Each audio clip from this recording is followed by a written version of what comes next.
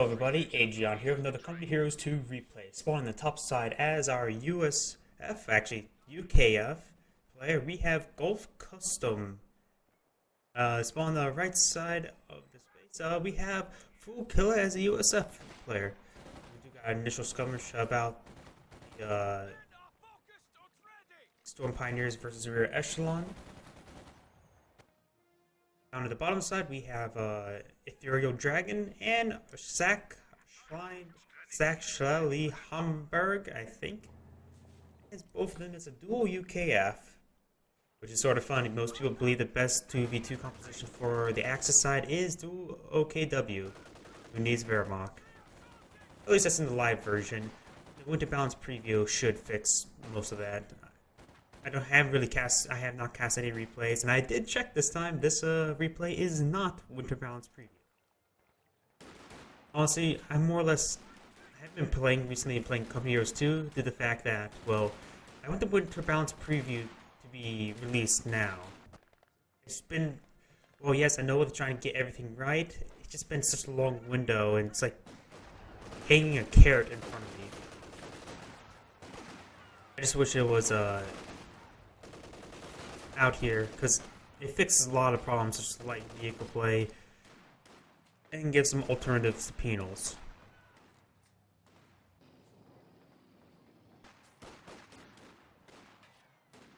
Nice skirmish over here. We do got a Bren out, a Bren carrier I should say, universal carrier on the game files. This game seems a bit laggy to me, I'm not sure why. It says it's recording 60 frames per second, so perhaps just maybe it's on my end and not on.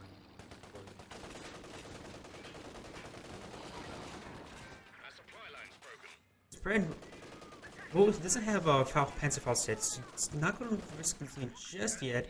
He may want to focus on the Kugelwagen. He is setting up his MG to displace this building, though just in range of the building. Very nice. This Kugelwagen just managed to slip away.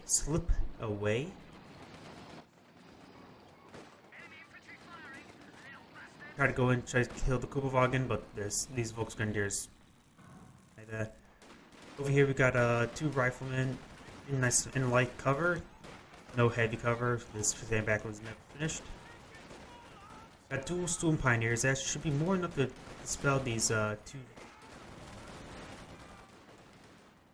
Got another rifleman squad. They should win out versus this Volksgrenadier, especially if you get in this bush. Looks like some nice focus firing will actually cause a lot of bleeding onto these Storm Pioneers. With that range and that very low health, that it's going to hurt quite a bit. But the heavy cover really does absorb a lot of damage for him.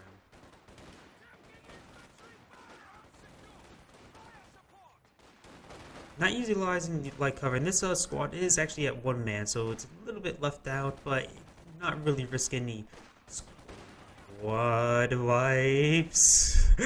That's a bit risky to go use a one-man squad. This Vickers was a bit too far forward to displace the garrison.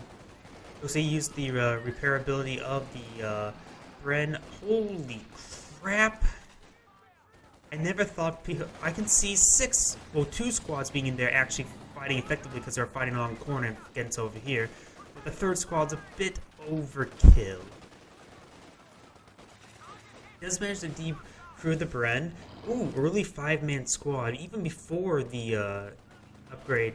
If you're going to go for that, you probably should not have gone for Bren. You could have gone for, ooh, the squad could be in danger of being wiped.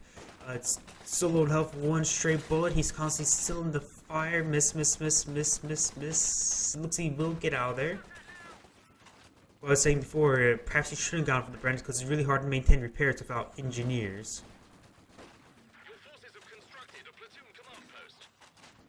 So he has built the platoon command post. He should reinforce this. He's going to be starving on manpower. He's going to see a tank hunter. So, the 5-man squad is very powerful tank hunters. Tank hunters are decent versus infantry in comparison to the standard infantry section. But of course, they take a minor DPS hit. But overall, that's still pretty fine. They're still quite expensive squad, and they can still fight versus infantry quite well. He will eventually displace this building with aid of the MG. This squad should actually, he's probably going to capture up the squad, put the MG in here. Ooh, but looks like this squad will get wiped. This is definitely a wipe. Yes, it is. He lost another squad, but he says he probably should call in tank hunters as soon as possible, or speak of the devil, or I was going to say Royal Engineers to repair up the brand without using munitions. We are seeing the priests. We're seeing the infantry company. The M1919s are always ever so powerful, especially on a map like this, a very wide open map. And I can also see this brand will suppress the squad. He does get in this watchtower.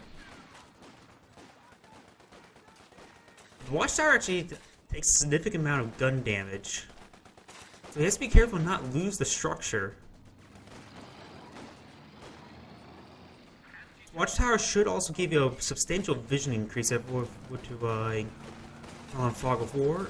It does give substantial vision increase. Of course, it's a very fragile building, able to be ripped apart by gunfire, and that's a nice passive house. The sprint did not pull back in time. It actually didn't pull back far enough.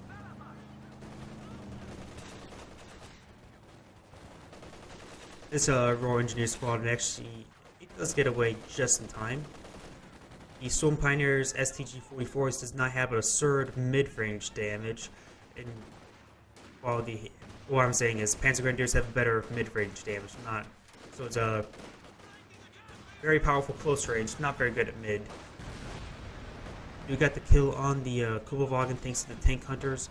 These squads are trying to get into cover. The Tommies are trying to get into cover for their attack bonus. Reduce the incendiary grenade. Does start whittling away against these squads. Of course, the UKF medics, if you would have got medics on each of the squad members, would be quite potent. A little bit of lag there. Is my replay? Looks like my guess is fine on my recording. We got a lot of blobbing here, and actually he's only got one. 4 Volksgrenadiers, actually quite a lot for a 2v2. Usually I prefer 3 squads for a 2v2 or in greater. Not exactly 4. You probably want to rely more on support weapons to the fact that it just starts bleeding heavily against your opponent's large number of squads, in my personal opinion. With infantry sections, you do want to get more tank hunters to the fact that, well, they're probably going to be supplementing you instead of an AT gun for a long while.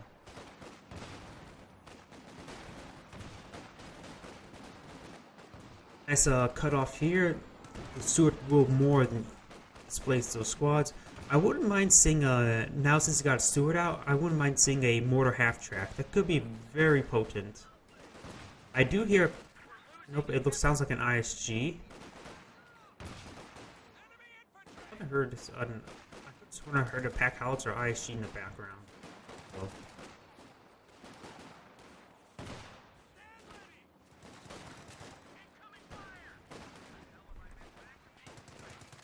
So it will be pushing the line. Nice incendiary grenade tried to dissuade your opponents from moving forward. We got MG34, very nice. May need to see, do we have grenades? No, we do not.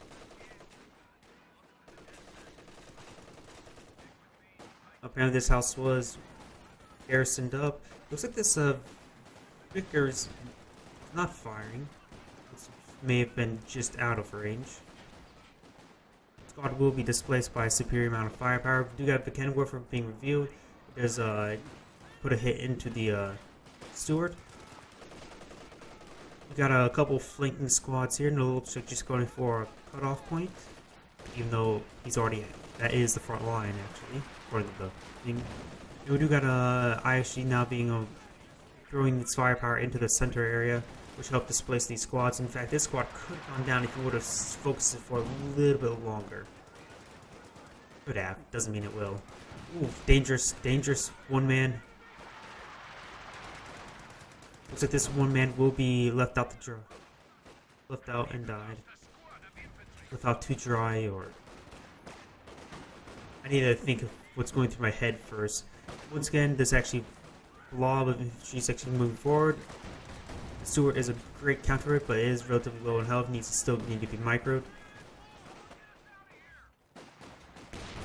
Tank Hunter infantry section trying to displace. Perhaps he should aim eye for the ISG. Yes, he is not going to be hitting that. Looks like these squads retreated back. Must have ran into MG or something. I'm not exactly sure. Nice capture up on the left side. So far, this game's pretty intense fighting non-stop. Could see more medic upgrades. Quite a number of infantry squads themselves. Quite a lack of support weapons from both sides. I would imagine a mortar pit would be absolutely devastating. At least to cover up the center area. You probably won't be able to cover both VPs. It'll be, well, here it's relatively safe behind the house with the Vickers in there. It can be relative. It's not too close. It is actually quite close to the front line of your opponent. There's a bit of a bunker there. A bit interesting not to use it also. Does fire incendiary on top of the main point. Perhaps he was just planning. Oh, he's going to definitely throw an incendiary. Quite a number of LMG blob.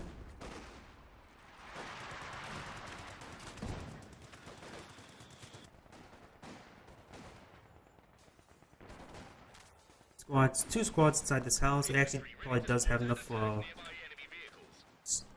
That's a bit too much. Actually, there's only 3 windows on that side, so that is a bit bad usage of using that garrison. But these squads are getting suppressed by this MG, but a nice flank here that's really low in health at this point. You see he's trying to rush forward. One of the squads is suppressed, so he is relatively safe to rush forward. He needs to focus fire against one squad, not a hit. Focus fire the close squad, in fact, instead of worrying about the farther squad. I could see one of these squads getting this trench at this point to get superior cover. We got the company command post now out. Oh, something note that moving your Tommies actually give you a 25% accuracy instead of 50% in comparison to other factions. So they have really bad move and shoot, but they're very good at holding the line. You got a Centaur coming out. Well, he does have a significant amount of AT. I don't see any Sure Panzer headquarters out, so it is a pretty good timing for it. It'll be a long time before any other tank gets to arrive out on the field. In fact, their opponents actually push back all the way to the base, so they have a significant amount of the Allied actually have a significant amount of pressure being applied to their opponent. And without superior headquarters, in fact, there's no territories outside their base territories for them to actually deploy this, or their Sheer Panzer headquarters. So this Centaur will get done with a lot of work, assuming it doesn't run straight into the cannon warfers to obliterate them.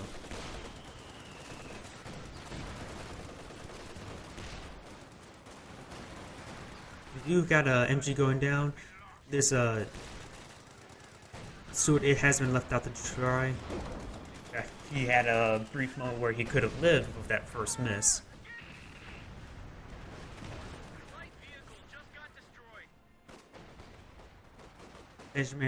Does manage to secure this MG. So we could before. Maybe that one man was a bit of a mistake to taking out the base. This tank hunter section may get wiped, but however there's some covering fire from these 2 other squads. You got the Centaur coming out, and since it's on its road, it came up very quickly. The Centaur has largely uncontested due to the fact that these are only the cannon warfers, but it can still be destroyed quite readily by them.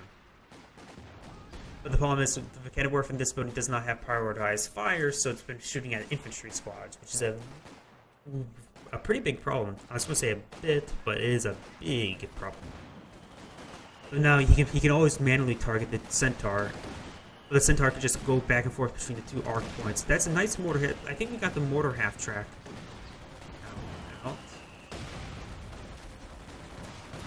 We had to just have a regular mortar and a Scott. Good Scott, what is this? So overall, this is a pretty strong demonstration from the Allies.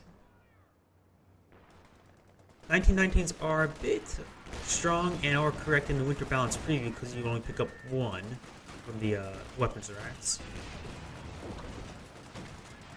Nice Incendiary does get a sheer pan side quarters, which gives them nice defensive line over these areas.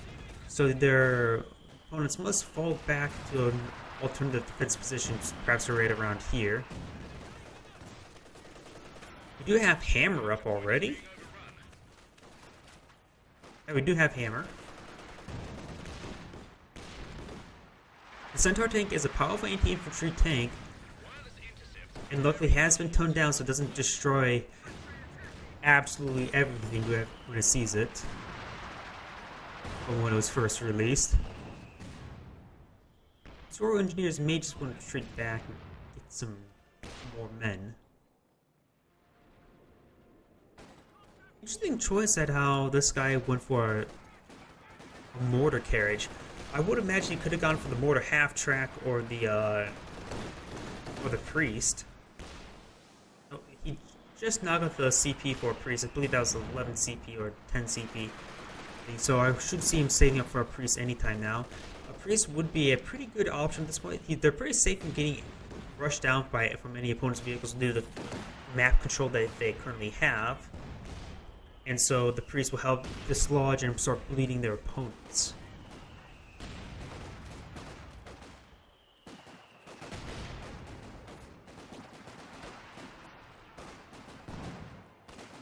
Apparently, oh, that squad was quite punched out. They had 3 men here.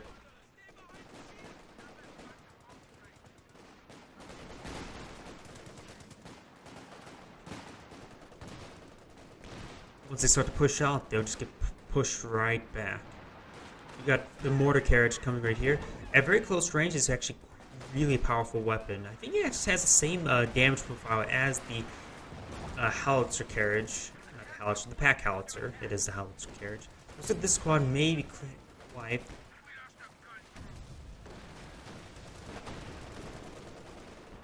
Got the Centaur. It's sustained some damage, but did get 6 kills in total. Quite a bit of damage also. This is. These M1919s will rip apart these Storm Pioneers. And a bit interesting that he retreated back at both at that point. He could have fought out for a bit more. Oh well.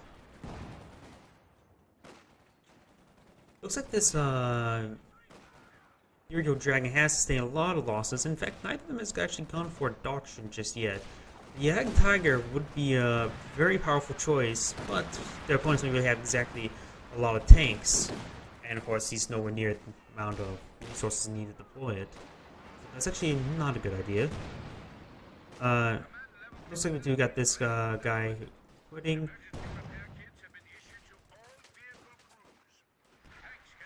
Most likely, yeah, that's a pretty dominating display by the Allies.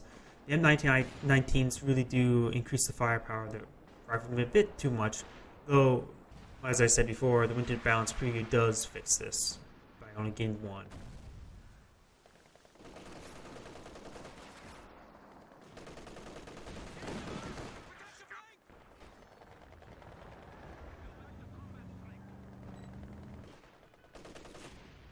Pairing a unit next to an MG, bold move.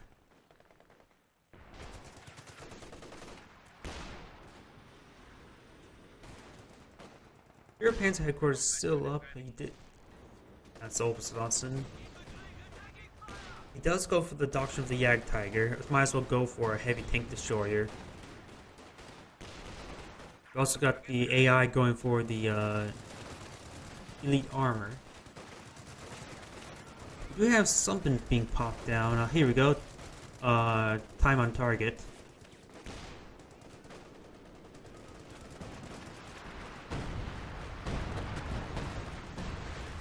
Let's obliterate that, what was it, the ISG or was it the cannon warfare? I forget actually. No. It must have been the ISG. The ISG is still here.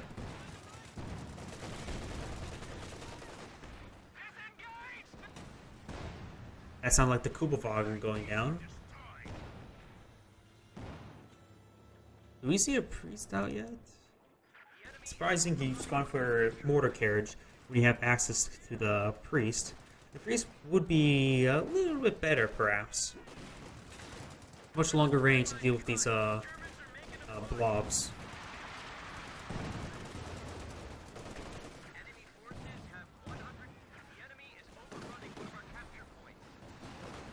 And it looks like the final stretch of the game is approaching. Looks like we've got a priest now being deployed, and using those mortar carriages close fire support, which is an option, because they do have a very powerful AoE effect. Yeah. It's just in range of being reinforced. Do you see an anti-tank rifle grenade? Yes, we are, and it's dead.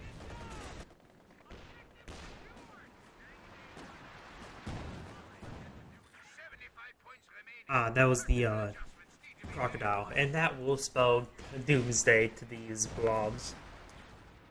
And but I should say, both sides are blobbing. And both sides could have really dealt with blobs a bit more effectively.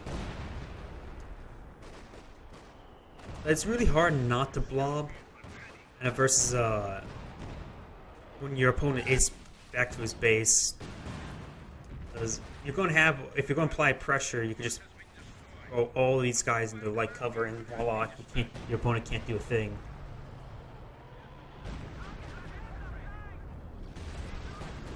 Crocodile coming forward, and it will roast everything alive. I think all the cannon warfers may be down at this point. Oh, he's got to be careful. He's walking straight into his off-man artillery. Using incendiary rounds?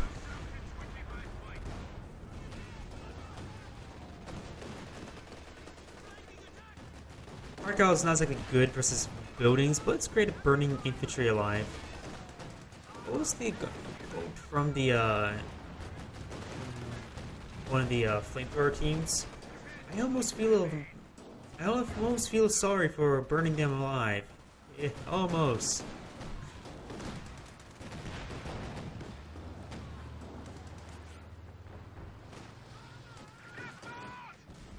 There goes another Kubel. Wait. Sometimes I wonder what the AI doing, building 4 Kubelwagen in the span of 5 minutes. Either way, this is a very dominating show of force game by the Allies players. This is Agion saying thank you for watching and signing off.